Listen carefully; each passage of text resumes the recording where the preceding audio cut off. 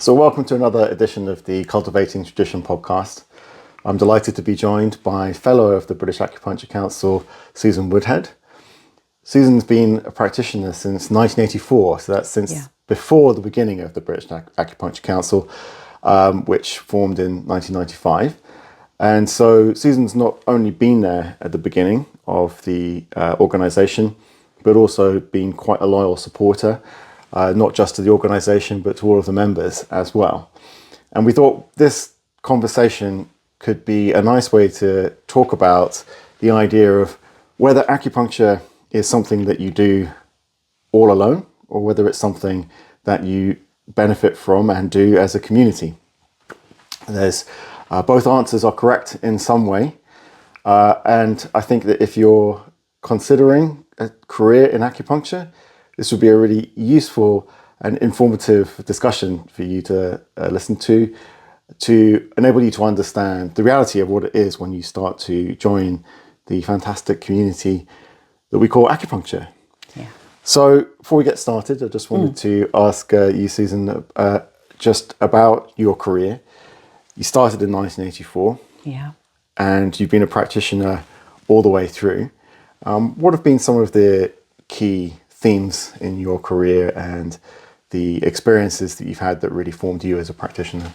I think originally back in the 1970s, having treatment, that was where it began, and feeling so much better than I'd ever felt in my whole life. And because I asked a lot of questions, the practitioner I was seeing gave me the details of the College of Traditional Acupuncture at Lemington Spa, J.R. Worsley, the principal. And I applied, and in 1981 I started my acupuncture training. So I've always been a 5-element practitioner. I've never actually studied TCM or any other acupuncture style, because working with 5-element has been really great for me, and I've achieved what I've wanted to with people. So for me, it was about giving up a job that I had that supported me through college and setting up in my own practice. I've been in Winchester practicing since actually 1983, because you had a provisional practice. And I have in 1995, same year as the British Acupuncture Council was formed, I set up my own multidisciplinary clinic because I wanted to have a place that went with my ideas and values of looking after people. And I still run that. That's still going. So I've had a really good time as an acupuncturist, and I've also had other roles around acupuncture that I've done both voluntarily in my communities, but also within the BAcC. And one of the other aspects of your career has really been supporting the practitioners and the organisation. And this is something we'll get onto, because the theme of what we want to talk about today is whether you practice acupuncture alone or within a community.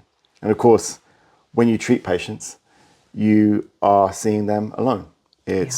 Generally, it's up to you whether you're able to help them or not.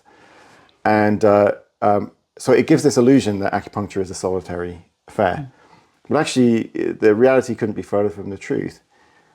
Acupuncture from ancient times has been something which is part of the community, where you have teachers and you have fellows, you have peers, and you are connecting with a long tradition as well. And that tradition is passing itself down through the generations. I said it's passing itself down, it's reliant on people.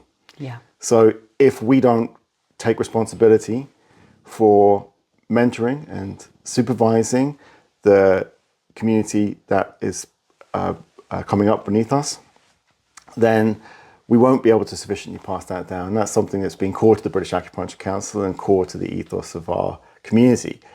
And it's not just something that gives you extra support, but it's part of the real joy of the medicine too. And so I thought I'd ask you, what does that mean to you? What does it mean to you about the need and the experience that we have of community once you come into a career in acupuncture? And what are the benefits and the joys of that?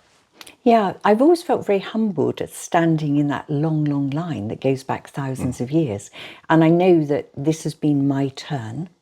and that new people, other people, I was with a group of graduates the other day, this is now becoming their turn, and they will have people who come to them who may choose to train, and that line will go on and on. I'm quite convinced of that because of the efficacy of our medicine and the way that we practice.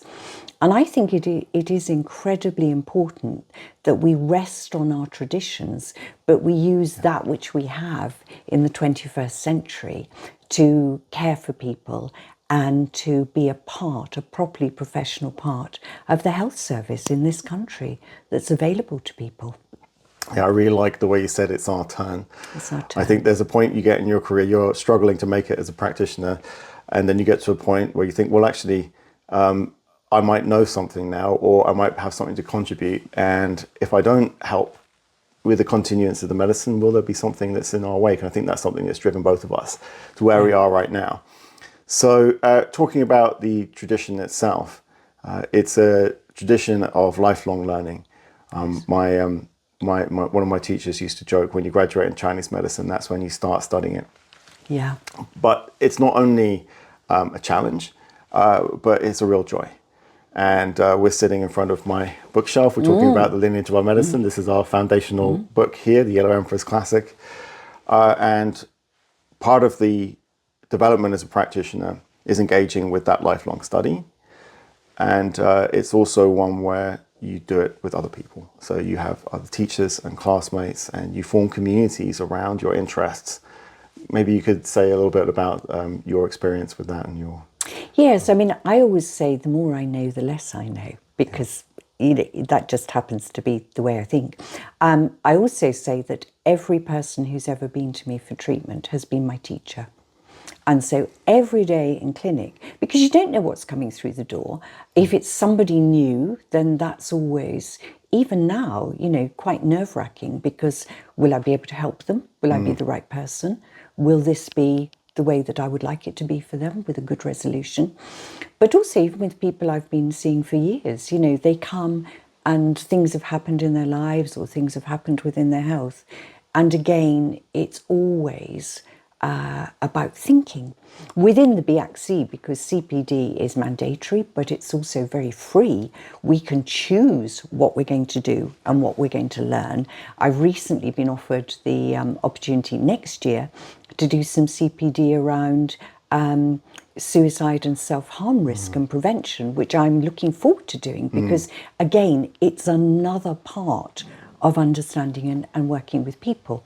And I know over the years where I've looked at acupuncture, I've looked and trained in counselling, I've trained in supervision and mentoring, those things have added into my CPD. And the BAcC has a very, very strong theme of enriching its members through CPD, but also the wonderful online presence that's available for us. Every week there seems to be something that we can learn from. Yeah, absolutely. And I think one thing you said before our interview, you were talking about how the challenges of practice, Yes, they are things that actually deepen us as in our own development as people. And I think there's something about acupuncture that attracts the kind of person who wants to develop, who wants to deepen, who seeks challenges, and that challenge is stimulating. And one of the great things that we have is that, yes, we go through those challenges ourselves, but there's a lot within our community to give support. We've talked a little bit about the mentoring supervision network, the regional groups that we have, all the possibilities for people to come together, people more experienced, to guide us through those trickier areas. You mentioned suicide, for example. It's a feature of life, and in your career, you will come across patients facing severe mental health issues. How do you navigate that? Not just as an acupuncturist, but as a human being too. And so it'll be interesting for the listeners to hear some of your experience of all of the work that you've done in supporting other practitioners and how you navigated those challenges in your own career. Yeah, I think that is interesting. I mean, before I became an acupuncturist, before I was training, I was a Samaritan, which is a voluntary body that is there for anybody who is troubled or maybe has suicidal thoughts. So I was used to that. I would never say that anybody can be comfortable around it, but we can at least be there when people talk. And I think because we have so many people coming with so many different things across body, mind and spirit that we're looking at, we're so privileged to be with people and build up within our therapeutic relationship with them the trust that they can talk to us about things. And often simply by talking, we don't have to do anything, we listen, which is doing something, we're listening. They go away feeling lighter, they go away feeling witnessed but never judged. And that's incredibly important because all of these things are signs, as we know, of imbalance within the person, and so we can treat them. And then for me personally, I had the enormous privilege of being practitioner support for 15 years within the British Acupuncture Council. And I'm a great believer in caring for the carers. You see, we're caring for those people who come to us, but as an organisation, from 2000 onwards, we have been actively caring for the carers, the members. And that has been an incredible part of this understanding and compassion of the British Acupuncture Council. And so when I was doing that, there were people who were going through complaints, disciplinary procedures. There were people who had mental health issues, who maybe were going through bereavements and difficulties. And it was, as I say, a real privilege to be alongside them, totally confidential, and offering them the sort of support that we offer the people who come to us, so that they could come back into practice or feel supported in practice while they were going through things. And I do feel that supervision and mentoring, which I'm trained in, is an incredible part of us actually working safely with people, because everything that we do is confidential. You know, you can't go home. You go home and somebody says to you, "Did you have a good day?" Well, you can kind of say yes or no, but you can't say anything about it. You can't give details. And having a supervisor, someone who you can actually talk with confidentially, not only about what may be happening with the person in treatment, but what's coming up for you, what you're experiencing, what you may be identifying with because of things in your own life, and getting that sorted out. You navigate your way through it so that you can be the best available person for the person coming into you. And I think those things, it's a complexity that we maybe don't realise when we're initially training, because it's a bit like driving a car. You know, you've got to learn to tell pulses, and you've got to learn to find points, and you've got to learn to hear things in the voice, and you've got to understand about sterile procedures and all of those things that we do. And then when you get into it, that I think, and for me, has been when you really learn. And the most difficult things, the most challenging things have been the real growth points for me. Yeah, I think that when you practice and when you're engaging in that way, and just the Chinese medicine consultation in many ways opens a space for things to happen, is that yes, there's a technical aspect to what we do to treat somebody, but it's very nurturing and nourishing for a patient, and I speak as I've been a patient myself too, as well as a practitioner, to be in that context and allow everything about what is happening with you to be expressed, and to be in some way you're engaging within a framework that allows all of that to come out. In conventional medicine, you don't often get that opportunity. And also to connect mind and body. So you might have that opportunity in a psychiatric or a psychotherapeutic context, but you don't have the ability to unpack everything, physical, psychological, everything. And it's a really unique thing about Chinese medicine. On top of that, there is the aspect of it that nourishes the practitioner too. So the practitioner is also in that space, and you're also facing those challenges. the number of times where I'll give a patient a bit of advice, and then when they leave the room in the silence and my own words are echoing in my head, and I'm like, oh, I should probably be doing that too. But it's an incredible journey, and it gets into you. So when you for the times in your life where you don't do it as much, you miss it. Yeah, It's because you miss that thing that's giving back to you, which is amazing. So moving on from how we become part of these networks of support and how that fits into our organization, there's also a lot of joyful moments along the way.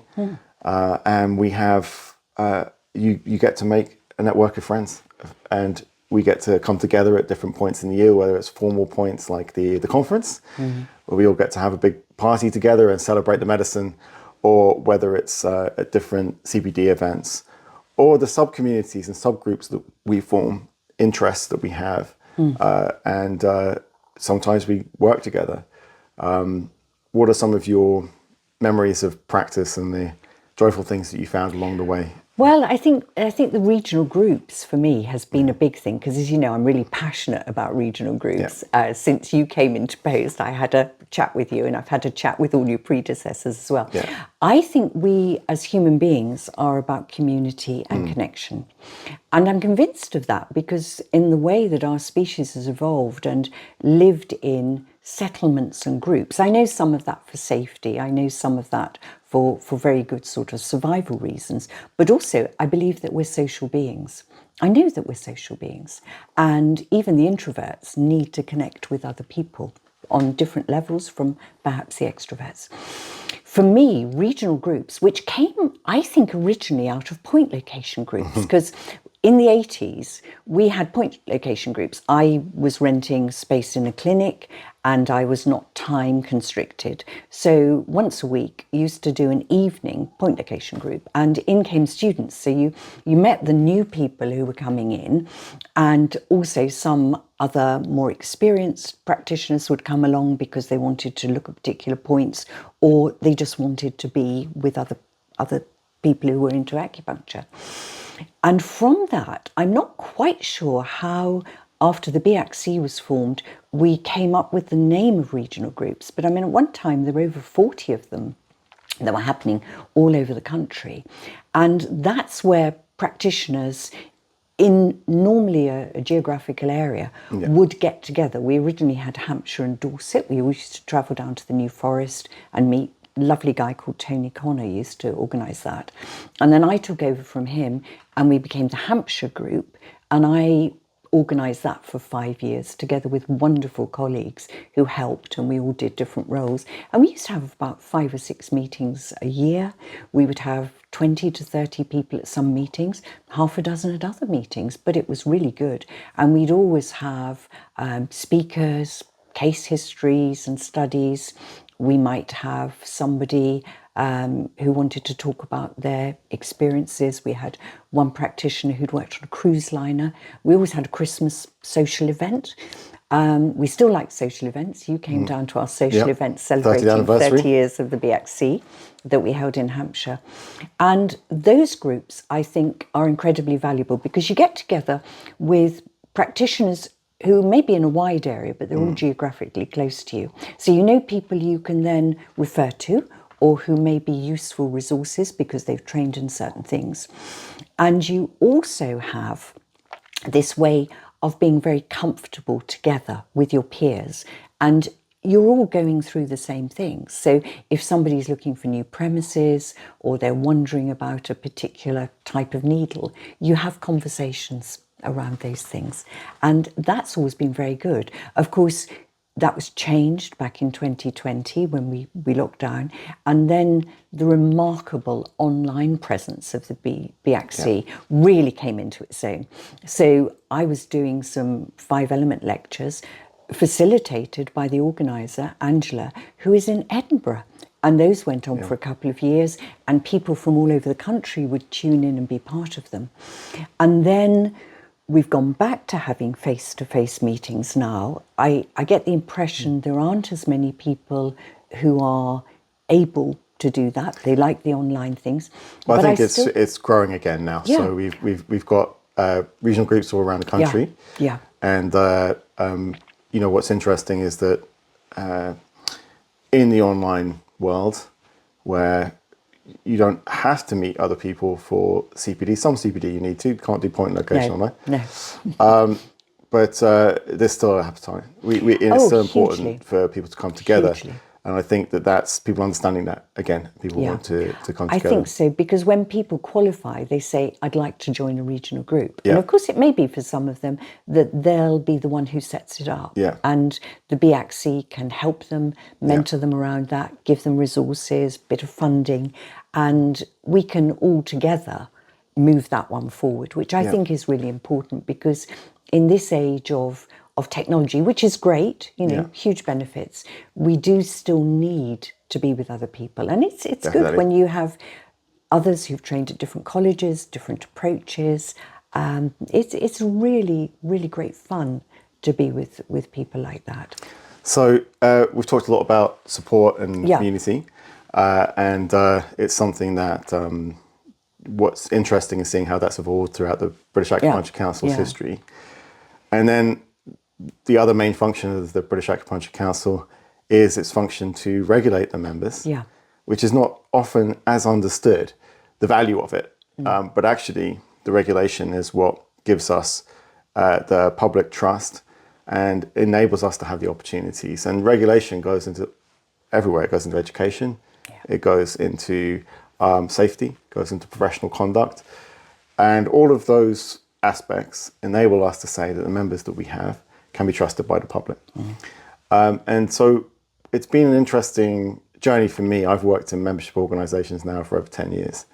And understanding that you have to balance the support and community of an organisation with regulating the organisation and making sure that everyone is coming up to standard. A lot of people see those as opposing. I actually see them as highly complementary. If you get them both right, then everyone is extremely happy with the way the organisation is working. And one of the interesting things about the BAcC is that it's a self-selected group of people who care about standards. You don't have to be a member to be an acupuncturist in the UK. You do have to be a member if you want to show that you uphold high standards. And so all the people who are in the BAcC have decided off their own bat to say, no, that's important to me. So I just wanted to get your take on regulation, our standards, our values, and how that also is related to and balanced by the support that we give to members. I think so, because, having those regulations and standards actually unifies us. So no matter which college we've been to or what style, we all hold those things as important, and we've all agreed on them. I mean, the British Acupuncture Council is composed of its members, all of whom are able to stand to be in positions of governance and to sit on committees. I currently sit on a committee, and we are all of us involved in the decision making and the upholding of standards. We have the accreditation board, which looks at our colleges and training. I was recently, earlier this year, involved in speaking to them about a college that I'm on the board of. And those things are incredibly important. And it's like our foundation. It's the basis on which we can all say we are part of something professional. It is highly professional, but also incredibly human. And it's done for the right reasons, so that we have the confidence when we speak to people, when we receive people into our clinics, we know that we're working with what I describe as something we can lean back on, that we know is ethical and right. And within it, we have all the helpful things, all the people we can ring up about safe practice and codes of practice. We have those things available to us. And I think what's interesting is that the public has no idea when they consult an acupuncturist of all that we're actually involved in, and how there's a huge amount of effort and work that has gone into bringing us to this standard. And in what we do in the treatment room, it may look very simple because we're experienced and we know what we're doing, but it's part of a huge picture. And that picture, as you say, the acupuncture only exists if we have this community and it's passed on. Yeah, absolutely. And one of the things I think that brings us together for this podcast today is our enthusiasm and how much we value what's come before. We want to sustain it because a huge amount has been achieved. We have a minimum degree level training in our courses, which really ensures the future. Yeah. And these standards and values, they're not just things that have their own value, which they do.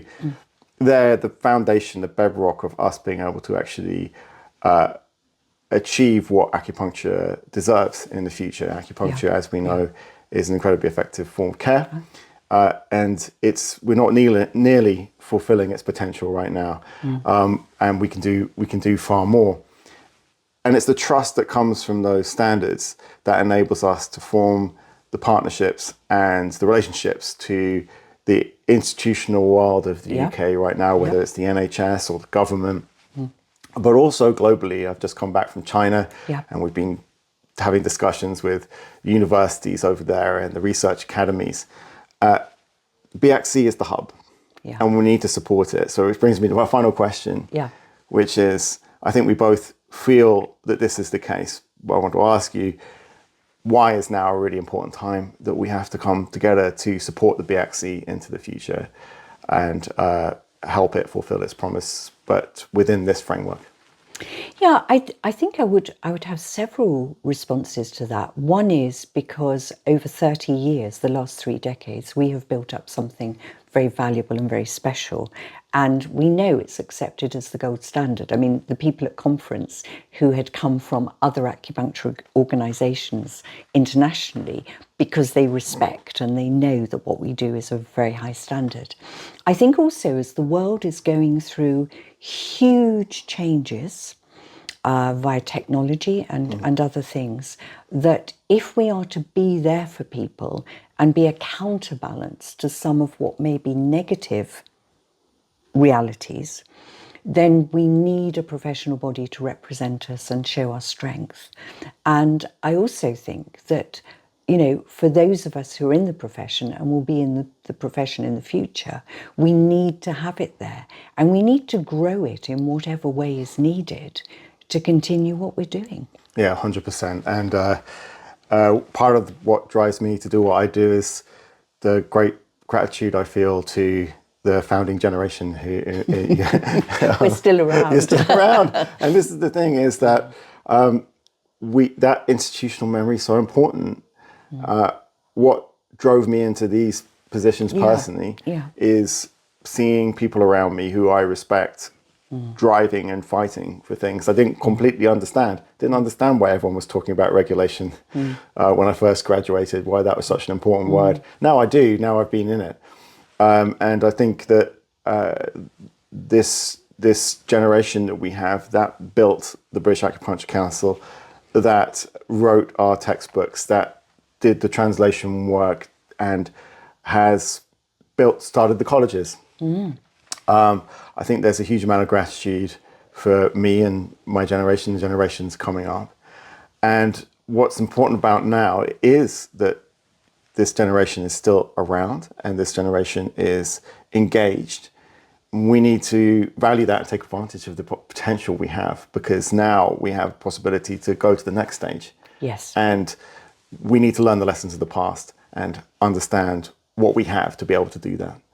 So with that, thank you very much, Susan. You're been very welcome. Fantastic to talk to you. And really, I very much appreciated your contribution and your work over the years to the BAcC. I think it's set us in good shape for us to find a future vision.